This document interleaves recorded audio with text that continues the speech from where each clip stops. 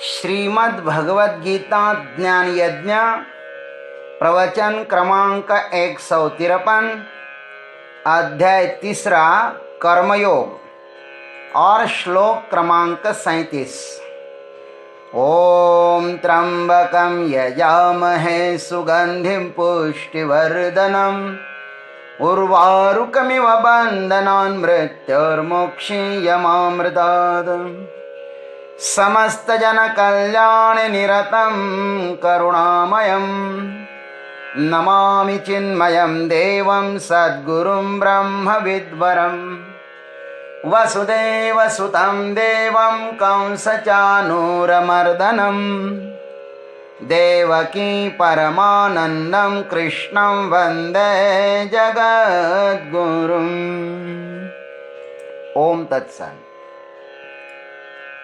भगवान श्री कृष्ण परमात्मा जो अकारण करुणा वरुणालय है, जो साक्षात परब्रह्म परमात्मा है, वह प्रभु अब अर्जुन के प्रश्नों का बड़ा ही सारगर्भित मनोवैज्ञानिक ढंग से प्रत्युत्तर दे रहे हैं। अर्जुन का प्रश्न है, अथ केन प्रयुक्तोऽयं पापं चरति पुरुषः अनिच्छन्नपि वार्ष्णेय बलादीव नियोजितः। आइए इस प्रश्न का उत्तर भगवान श्री कृष्ण किस प्रकार देते हैं, सो हम सुने। श्री भगवानुवाच काम एष क्रोध एष रजो गुणसमुद्भवः महाशनो महापाप्मा विद्येनमिह वैरिणम्। अन्वयार्थ। श्री भगवान उवाच, श्री भगवान बोले, रजोगुणः समुद्भवः एषः कामः एषः क्रोधः महाशनः महापाप्मा। हे अर्जुन, रजोगुण से उत्पन्न हुआ यह काम ही क्रोध है। यह अग्नि के सदृश बहुत खाने वाला, भोगों से कभी भी तृप्त न होने वाला है, और साथ साथ ये बहुत बड़ा महापापी भी है। यह एनम वैरणम विद्धि। इस विषय में, इस परमार्थ विषय में इसको ही तू अपना सच्चा वैरी जान लो। ये दुश्मन है साधकों का। आइए इस पर हम लोग सद्गुरु कृपा से विचार करते हैं। श्री भगवान उवाच रजोगुण समुद्भवः एषः कामः एषः क्रोधः। श्री भगवान बोले, रजोगुण से उत्पन्न हुआ यह काम ही क्रोध है। भगवान यहां पर हमारे आंतरिक जगत का दिग्दर्शन कराते हैं। अर्जुन के प्रश्न का उत्तर देते हुए कहते हैं कि वह बलात् विषयों में धक्के देने वाला जो है ना, वह यह काम ही है, और यह क्रोध का भी गर्भस्थान है। काम और क्रोध का साथ में ही वास्तव्य होता है। ये दोनों भी एक ही सिक्के की दो बाजुएं हैं, काम और क्रोध। गीता जी ने काम के उत्पत्ति का स्थान दो बताए हैं। एक है रजोगुण और दूसरा है संग। संगात संजायते कामः, द्वितीय अध्याय में बताया था। और यह रजोगुण क्या है? रजो रागात्मकम विद्धि। रजोगुण ही यह राग है। यह रजोगुण कहां से आया है? प्रकृति से आया है। गुणः प्रकृति संभवाः। यह प्रकृति क्या है? ये तीन गुणों की माने सत्व, रज और तम की साम्यावस्था है। और वह प्रकृति किसकी है? श्री कृष्ण भगवान कहते हैं कि यह परा और अपरा नाम की दो प्रकार की प्रकृति है ना, वे मेरी ही है। देखो कितना सुंदर क्रम दिया। प्रकृति में विद्धि 7वें अध्याय में, परा और अपरा प्रकृति दोनों प्रकृति मेरी है। और इसी अपरा प्रकृति में यह कामदेव आते हैं। अपरा प्रकृति में यह कामदेव अंतस्थ काम वासनाओं का अधिदैवत है। इसकी कृपा के बिना वासनाएं शांत नहीं होती। अतः इस कामदेव को आइए हम लोग नमस्कार करते हैं। बड़ा प्यारा श्लोक है ये कामदेव को नमस्कार करने का। जब भी भीतर में कोई कामना उठे ना, तो इस श्लोक का जाप कर लो, इस श्लोक का स्मरण कर लो, तो काम वासना कामना अपने आप शांत हो जाएगी। ये श्लोक है वह। शंभुः स्वयंभु हरयः हरिणे क्षणानां येन क्रियन्त सततं गृहकुम्भदासाः वाचामगोचर चरित्र पवित्रिताय श्रीमन्नमो भगवते मकरध्वजाय।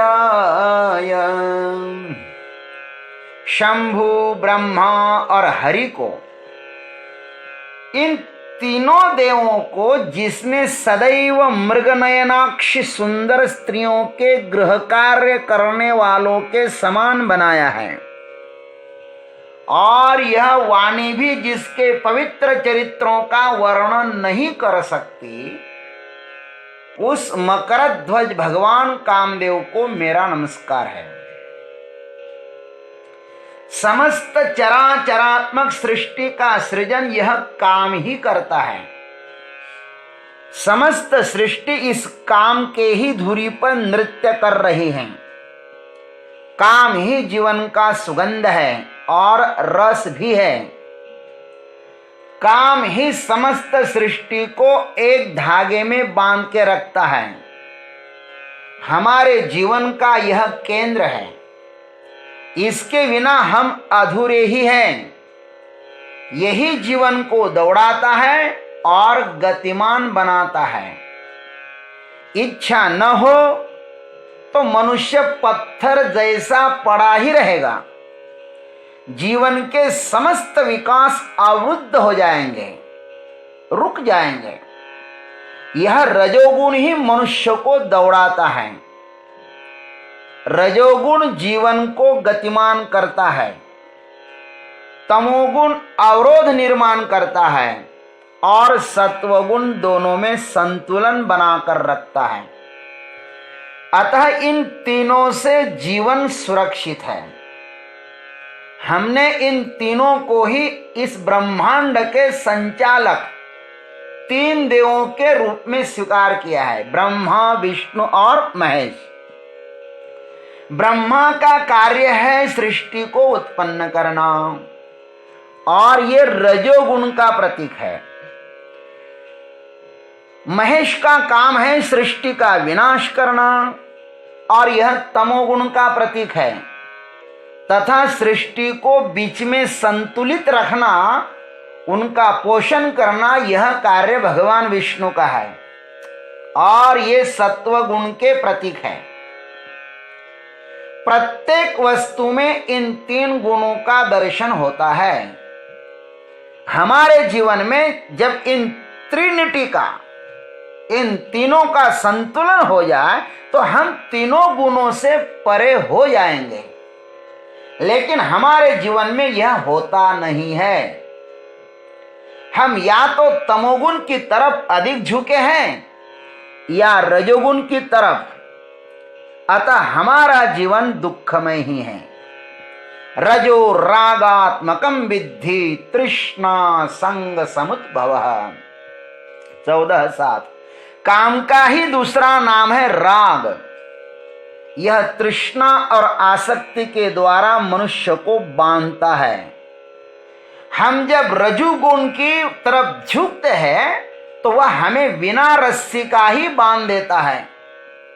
मनुष्य के हृदय में तब बहुत सी इच्छाएं प्रकट हो जाती हैं और वह इनकी पूर्ति के लिए सतत अविश्रांत प्रयत्नरत रहता है, और उनकी परिपूर्ति में जब कोई बाधक बन जाता है ना, तब वह क्रोधाविष्ट हो जाता है, अपने संतुलन को खो देता है।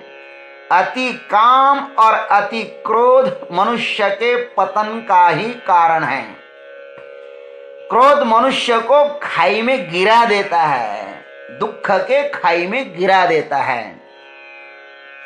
वो है कैसा? महाशनः महापापमा। भगवान कहता है कि अर्जुन, अरे बाबा, यह अग्नि के सदृश बहुत खाने वाला है। ये काम कभी भी भोगों से तृप्त होने वाला नहीं है और महापापी है। काम को जितना दो, जितना भरो, उतना वह बढ़ता ही जाता रहता है। यह अग्निवत ही है। अग्नि में चाहे जितना ईंधन डालो, घी डालो, किंतु अंत में वह भूखी ही रह जाती है। तिजोरी भरने की कामना जब अंतःकरण को घेर लेती है ना, तब मनुष्य अन्य प्रयत्नों के द्वारा दूसरों की कुछ भी फिक्र न कर धन इकट्ठा करने लग जाता है।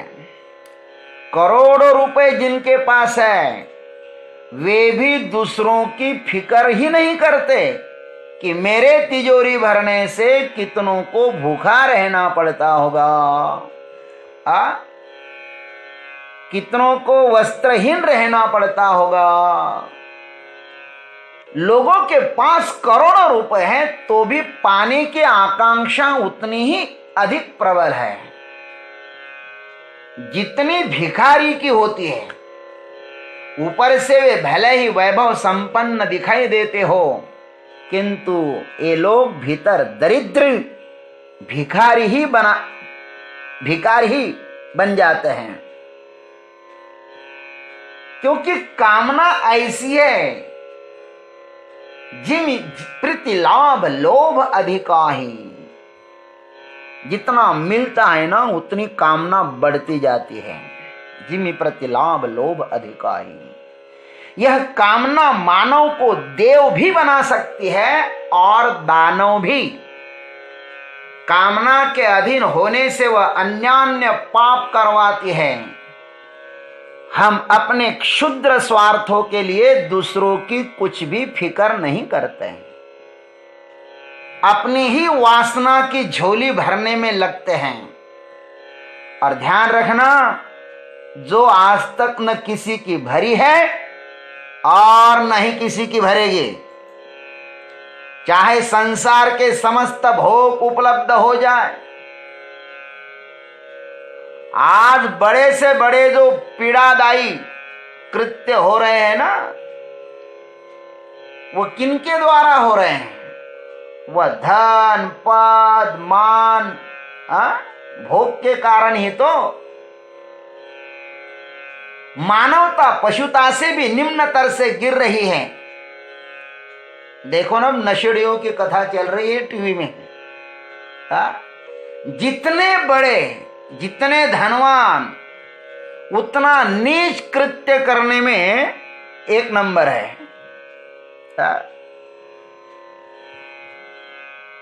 अतः इस काम को महापापी कहा गया है। पापाय परपीडनम। हमारा स्वार्थ जब दूसरों को दुख दे तो ध्यान रखना, वही पाप है। इस संसार में परोपकार के समान पुण्य नहीं और परपीड़ा के समान पाप नहीं। ऐसा महाभारत में भी व्यास महाराज कहते हैं, पापाय परपीडनम। परोपकाराय पुण्याय पापाय परपीडनम। खैर, यह एनम वैरिणम विद्धि, इस विषय में इनको ही तू वैरी जान। यह काम मनुष्य का दुश्मन शत्रु हो जाता है। इसे पहले हमने देव कहकर नमस्कार किया था ना, अब इसे वैरी भी कहते हैं। वैरी भी है, इसका भी कारण है। क्या कारण है? वैरी हम उसे कहते हैं जो हमें नीचे गिराना चाहता है। कामी मनुष्य स्वयं को भूल जाता है और कंकड़ पत्थरों को स्वयं से भी अधिक मूल्यवान समझकर उसके पीछे आजीवन दौड़ता रहता है। जो स्वयं से ही स्वयं को भुला दे, उससे बड़ा वैरी और कौन हो सकता है? अर्जुन, यह काम है ना, अरे यही मनुष्य को बलात् धक्के दे देकर स्वयं से विमुख बनाता है। इसका अभिप्राय यह है कि हम चाहे तो हम यदि चाहे तो काम हमें धक्के नहीं भी देगा। काम वृक्ष को हम ही अपने हृदय में बढ़ाते रहते हैं, उसे खाद पानी देते रहते हैं, फिर वही बड़ा होकर विस्तृत शाखा प्रशाखाओं को प्राप्त हो जाता है। फिर उसे रोकना असंभव ही है। किसी भी चीज को रोकने की एक सीमा होती है। कामना के उठते ही उसे जानो, कहो हे काम, तुम मेरे भीतर उठे हो ना, धन्यवाद, लेकिन ध्यान रखना मैं तुझे जानता हूं। तू मेरे संकल्प से पैदा होता है, लेकिन अब मैं संकल्प ही नहीं करूंगा। अंतस्थ कामना के उठते ही यदि मनुष्य उसके परिणाम को देखे तो कामना से मुक्ति मिल सकती है। कामादि विकार प्रकृति प्रदत्त है, अतः वह आएगा ही, उसे हम आने दें, किंतु उसे खाद पानी न दें। मन में इच्छा हुई कि मुझे मकान दुकान मिले, होने दे, इच्छा होना चाहिए, किंतु उनका ध्यान मत करो, उनके साथ बहो मत। काम रजोगुण का धर्म है तो क्रोध तमोगुण का धर्म है। काम के साथ भी न बहे और क्रोध के साथ भी हम न बहे, दोनों में संतुलन रखें। यह संतुलन ही सत्वगुण है और यही इन तीनों की साम्यावस्था है। साम्यावस्था में जीव जब स्थित हो जाता है तो मोक्ष को प्राप्त कर लेता है। समस्त गीता इस समता की धुरी पर घूमती है। ध्यान रखना, भगवान को समत्व योग बहुत प्रिय है। हम काम क्रोधादि वृत्तियों को नष्ट नहीं कर सकते, नहीं नष्ट कर सकते हैं, क्योंकि वह हमारी संपत्ति नहीं है, वह प्रकृति की संपत्ति है। इसलिए प्रकृति ने वह जैसी हमें दी है, हम वैसे ही उसे लौटा देने में समर्थ हो सकते हैं। हम सत्वगुण में स्थित होकर साक्षी भाव को जागृत करना है। सुख दुख में सम, काम क्रोध में सम, लाभ अलाभ में सम, इसी समता को साधना है। थोड़ा भी इधर उधर झुके तो धोखा निश्चित ही है। मनुष्य जब अधिक कर्मठ हो जाता है तो स्वर्ग को जाता है, अधिक तमोगुणी होता है तब नरक प्राप्त कर लेता है, और दोनों में समान रहता है तब मोक्ष को प्राप्त हो जाता है। वह साक्षी हो जाता है, दृष्टा हो जाता है, फिर उसे कोई भी अपनी ओर नहीं खींच सकता। न जन्म, न मृत्यु, न सुख, न दुख इत्यादि, न मान, न अभिमान, न राग और द्वेष, कोई भी उसे खींच नहीं सकता है। वह बस अपने में स्थित है। हमारी कामना ही हमें बलात् विपरीत दिशा में दौड़ाती है। अतः कामना को जाने तो मानव कामना से परे हो जाता है। ज्ञानेश्वर महाराज ने इस प्रसंग पर कुछ रूपक लिखे हैं, बड़े सुंदर सुंदर रूपक लिखे हैं। आइए हम भी उसका स्वाद ले लें। तरे हे काम क्रोध उपाही जयाते कृपेची 60 वन नाही, हे कृतांताचा ठाई माने जती। वे कहते हैं यह काम क्रोध साक्षात यमराज है, जिनमें दया नाम की कोई वस्तु है ही नहीं, हमेशा दूसरों का नाश करने के लिए ही तत्पर रहता है। जिस मनुष्य के हृदय में काम क्रोध है ना, वह अपने क्षुद्र स्वार्थ पूर्ति के लिए कठोर से कठोर भी दुष्कृत्य करने में भयग्रस्त नहीं होता है। यही उनकी महिमा है काम क्रोध की। दूसरा रूपक देते हैं, ये ज्ञान निधि चे भुजंग, विषय दरी चे वाग, भजन मार्ग चे मांग मार्ग जे। ये काम क्रोध हमारे अंतस्थ ज्ञान विवेक रूपी निधि के भुजंग है। हमारी संपत्ति पर काम क्रोध का शासन है। संपत्ति हमारी होते हुए भी हम उनका उपभोग नहीं कर सकते, यही हमारा दुर्भाग्य है। विषय रूपी गुफाओं में रहने वाले यह व्याघ्र है। कौन? एक काम क्रोध। हम विषयों के पास जाए तो यह काम क्रोध हमें खा लेते हैं। हम चाहते हैं कि विषयों को भोगे, किंतु वे ही हमें खा लेते हैं, अर्थात भोग लेते हैं। आज तक विषयों को कोई भोग नहीं सका, विषयों ने मनुष्यों को भोगा है। भोगो न भुक्त्वा वयमेव भुक्त्वा। हम परमात्मा प्राप्ति के लिए भजन मार्ग से चलते हैं, शम दमादि संपत्ति लेकर, तो ये शूद्र बीच में ही हमें लूट लेते हैं।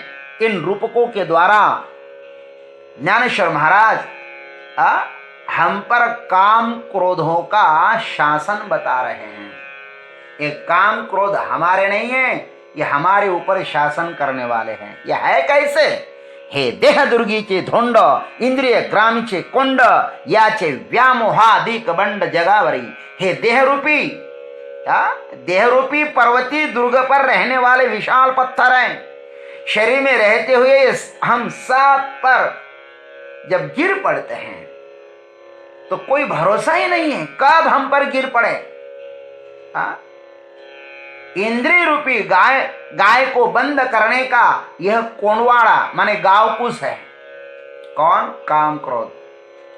सब इंद्रिय रूपी गांव इसमें बंद है। इन पर ही, इंद्रियों पर इनका शासन है, इंद्रियों पर उनका ही शासन है, ध्यान रखना। और इन काम क्रोध के आते ही सब तरफ अविवेक ही छा जाता है, लोग बेहोश हो जाते हैं महाराज। अतः समस्त जग इनसे भयग्रस्त ही है। किनसे? इन काम क्रोध से। साध्वी शांति नागविली मग माया मांगी श्रृंगारली ते करवी विटालविली साधु वृंदे। इन काम क्रोधों ने पतिव्रता रूपी शांति को लुटकर नग्न किया है और उनके वस्त्रालंकारों से माया रूपी शूद्री को सजाया है और उसके द्वारा साधु महात्माओं को भी इसने भ्रष्ट कराया है। यही संतोष वन खंडिले, धैर्य दुर्ग पाड़िले, आनंद रूप सांडिले उपडोलिया। इन्होंने संतोष रूपी वन को काट दिया और धैर्य रूपी पर्वतीय दुर्गों को ढा दिया और आनंद रूप छोटे पौधे को उखाड़ दिया। ज्ञानेश्वर महाराज ने 11 रूपक दिए, आप लोग सविस्तर पढ़ लेना। यहां तो अधिक समय न हो इसलिए हमने संक्षिप्त बता दिया। इन 11 रूपकों के द्वारा ज्ञानेश्वर महाराज ने इन काम क्रोध के महत् पराक्रम को बताया है और अंत में कहा है कि बिना पानी के मनुष्य को डुबा देते हैं, अग्नि के बिना जला देते हैं, बिना शस्त्रों के मार डालते हैं, बिना रस्सी के ही बांध देते हैं। अधिकतर ज्ञानियों को अधिक मारने का ये प्रयत्न करते हैं, ज्ञानियों को अधिक मारते हैं क्योंकि बहुत सावधान होते हैं ना। हे बिना कीचड़ के फंसाते हैं। इनके जैसा बलवान कोई भी नहीं है इस संसार में, इसलिए सावधान होकर इन काम क्रोध पर नियंत्रण करना चाहिए।